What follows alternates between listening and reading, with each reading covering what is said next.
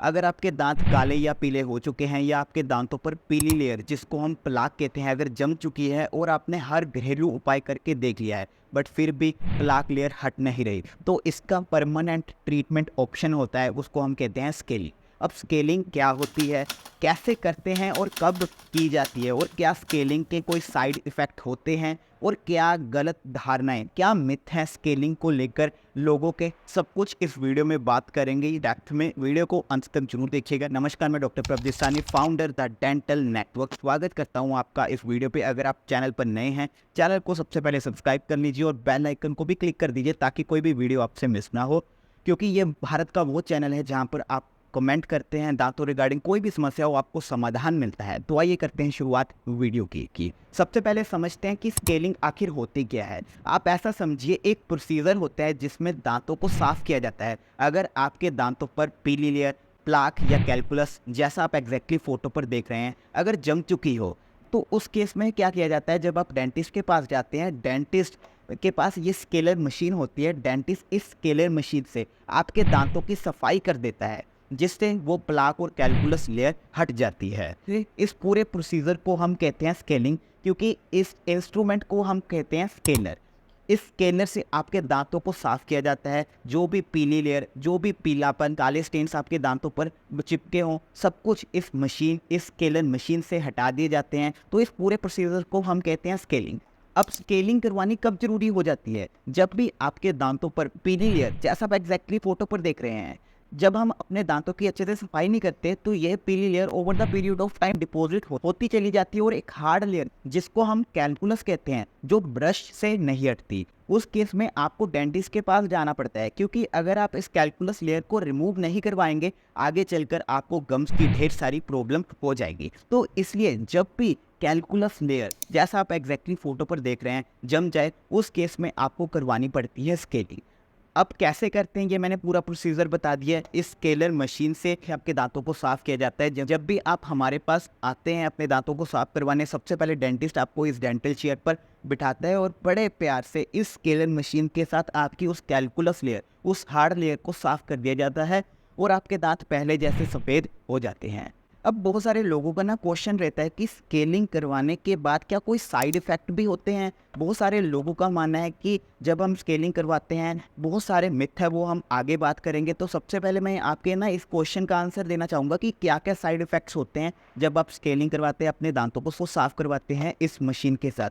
तो यकीन मानिए, इसके ना कोई भी साइड इफ़ेक्ट नहीं है। बस जब भी आप स्केलिंग करवाते हैं ना, तो 1-2 दिन आपको ठंडा गर्म लगता है, जो कि बड़ा ही नॉर्मल है, जो कि अपने आप ठीक हो जाता है। जब आप गुनगुने पानी में थोड़ा सा नमक डालकर कुरला करते हैं, तो ये over the period of time अपने आप ठीक हो जाता है। यकीन मानिए, इसका कोई साइड इफेक्ट नहीं है। अगर आप साइड इफेक्ट्स के डर के कारण आप अपने डेंटिस्ट के पास अपने दांतों को साफ करवाने के लिए नहीं जा रहे, तो यकीन मानिए इसका कोई साइड इफेक्ट नहीं है। असल में ना लोगों के बहुत सारे मिथ बने हुए हैं स्केलिंग को लेकर, जो हम स्टेप बाय स्टेप बात करते हैं। पहला मिथ स्केलिंग को लेकर लोगों का ये है कि जब भी आप स्केलिंग करवाते हैं इस मशीन से, स्केलर से, जब डेंटिस्ट आपके दांतों को साफ करता है, तो स्केलिंग करवाने के बाद ना दांत हिलने लग जाते हैं। ये पहला मिथ है लोगों का। दूसरा मिथ लोगों का ये है, जब भी इस इंस्ट्रूमेंट से दांतों को साफ किया जाता है ना, तो आपके दांत घिस जाते हैं। और तीसरा मिथ लोगों का होता है कि जब भी इस इंस्ट्रूमेंट से सफाई की जाती है ना, तो दांतों के बीच में गैप हो जाता है। तो ये 3 मिथ है, इसको हम ना स्टेप बाय स्टेप करके समझते हैं।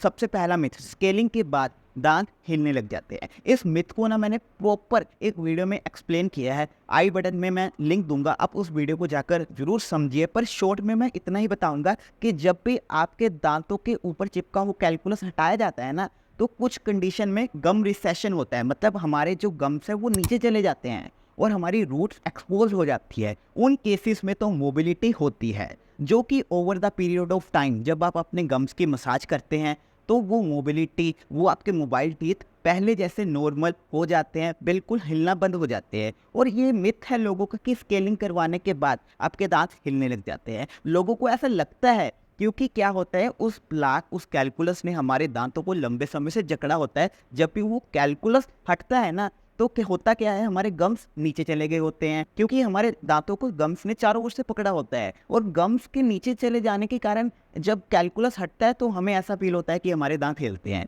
तो ये था पहला मिथ। अब दूसरे मिथ की बात करते हैं कि जब भी आप स्केलिंग करवाते हैं, तो हमारे दांत घिस जाते हैं। आप देखेंगे ना, आप डेंटिस्ट के पास जाएंगे, आप खुद ही डेंटिस्ट को कहिएगा कि मेरे हाथ पर चला कर दिखाए, तो आपको ऐसा फील होएगा ये सिर्फ ना जो स्केलर है घूमता है। इसको ऐसे डिज़ाइन किया गया है कि ये सिर्फ आपके दांतों के उस कैलकुलस को ही हटाए, बल्कि आपके दांतों पर जब भी ये घिसेगा ना, तो आपका बिल्कुल भी दांत का 1% पोर्शन भी नहीं घिसेगा इस पोर्शन से। इसको डिज़ाइन ही ऐसे किया गया है।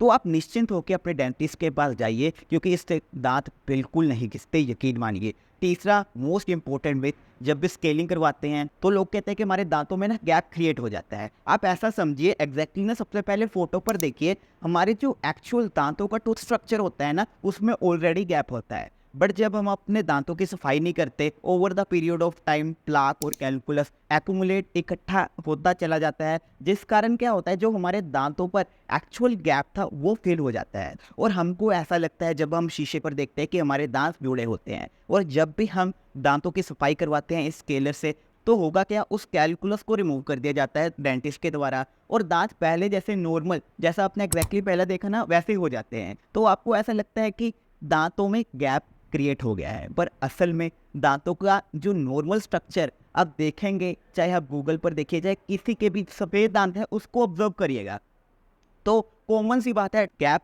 होगा ही होगा। तो ये आपका ना मिथ है कि स्केलिंग करवाने के बाद आपके दांतों पर गैप क्रिएट हो जाता है, बल्कि उस कैलकुलस को रिमूव किया जाता है, जिस कारण आपको जो नेचुरल गैप था वो फील होता है। उम्मीद करता हूँ मैं आपकी तीनों गलत धारणाओं को तोड़ पाया होऊंगा इस वीडियो के माध्यम से। मैंने कहा था ना, ये पावरफुल चैनल है जहाँ पर आपको ऐसी पावरफुल वीडियोस देखने को मिलती है। अब अगला क्वेश्चन आता है कि साल में आपको कितनी बार आपको डेंटिस्ट के पास जाकर आपको दांतों को साफ करवाना चाहिए। तो इसका आंसर है, आपको कम से कम एक बार तो अपने दांतों को साफ करवाना चाहिए, और कम से कम आपको 2 बार तो एक साल में आपको डेंटिस्ट के पास रेगुलर चेकअप के लिए जाना चाहिए। और इसके साथ साथ ना अपने दांतों की अच्छे से देखभाल करते रहिए। आई बटन में ना मैं आपको और भी वीडियोस दे दूंगा कि अपने दांतों को कैसे आप स्वस्थ रख सकेंगे कि ये प्लाक लेयर कभी भी जमेगी नहीं। आपने वीडियो को अंत तक देखा, उसके लिए बहुत बहुत शुक्रिया। अपने दोस्तों को ज़रूर शेयर कीजिए, क्योंकि ऐसी वीडियोस का शेयर होना बहुत ज़रूरी है भारत के लिए, ताकि सभी की डेंटल हेल्थ, सभी की ओरल हेल्थ इम्प्रूव हो सके। आप सभी का बस प्यार चाहिए। चैनल को सब्सक्राइब कर लीजिए, और वीडियो को शेयर करने के लिए आपका बहुत बहुत शुक्रिया। जाते जाते मैं आपको कहूँगा ये वीडियो देख लीजिएगा, क्योंकि इस वीडियो में ना मैंने टोबैको एडिक्शन के बारे में,